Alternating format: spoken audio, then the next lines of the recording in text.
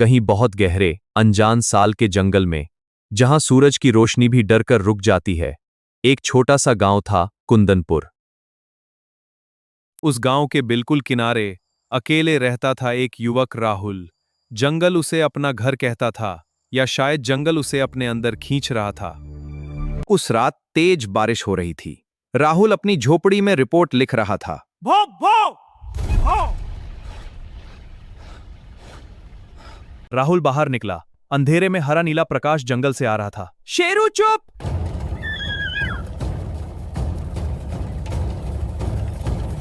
अगली सुबह गांव में खबर फैल गई, जंगल के बीच एक बड़ा गड्ढा बन गया था। अरे बाप रे, ये क्या हुआ? राहुल गड्ढे के पास गया। वहां चमकदार धातु के टुकड़े पड़े थे। रात को फिर वही प्रकाश दिखा। राहुल ने कैमरा ट्रैप लगाई।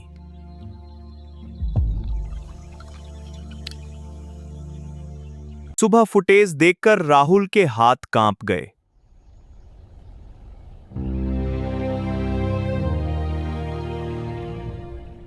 तीन लंबी पतली आकृतियां, उनकी त्वचा स्लेटी और चमकदार, आंखें लाल। तीसरी रात हमला शुरू हुआ। आसमान से तेज वूम की आवाज आई। उनके नीचे हरी लेजर किरणें गिर रही थीं। जहां किरण पड़ती, सब कुछ पिघल जाता था। बचाओ, भागो।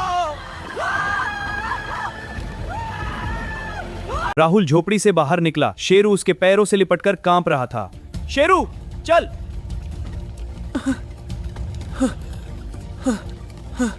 तीन एलियन गांव की तरफ बढ़ रहे थे।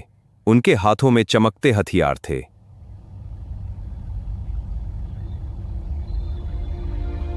पहला हमला गांव के कुएं पर हुआ। राहुल समझ गया कि भागने से कुछ नहीं होगा। उसे पुरानी केमिकल फैक्ट्री का एसिड टैंक याद आया। मुझे कुछ करना होगा।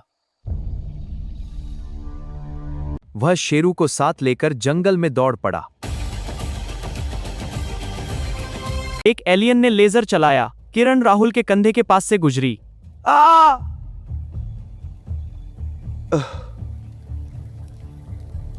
जब वो टैंक के पास पहुंचा, तो दो एलियन पहले से वहां थे।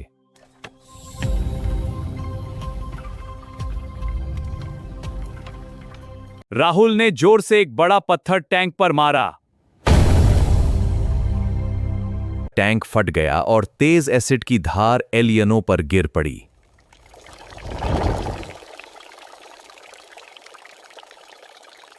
एलियन भयानक चीखें मारते हुए गिर पड़े।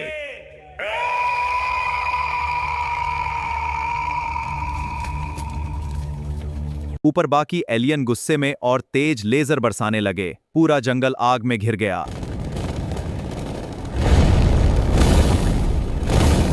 राहुल ने शेरू को गोद में उठाया और गांव की ओर भागा। सब लोग भागो, नदी की तरफ। जल्दी चलो, पीछे मत देखो।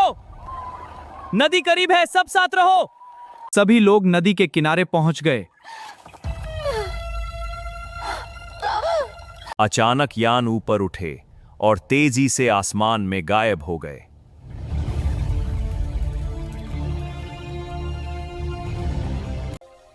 आओ फिर, इस बार हम तैयार हैं।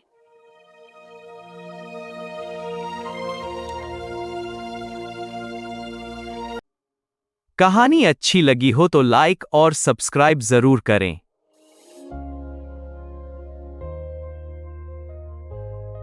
मिलते हैं दूसरे पार्ट में। Bye, take care.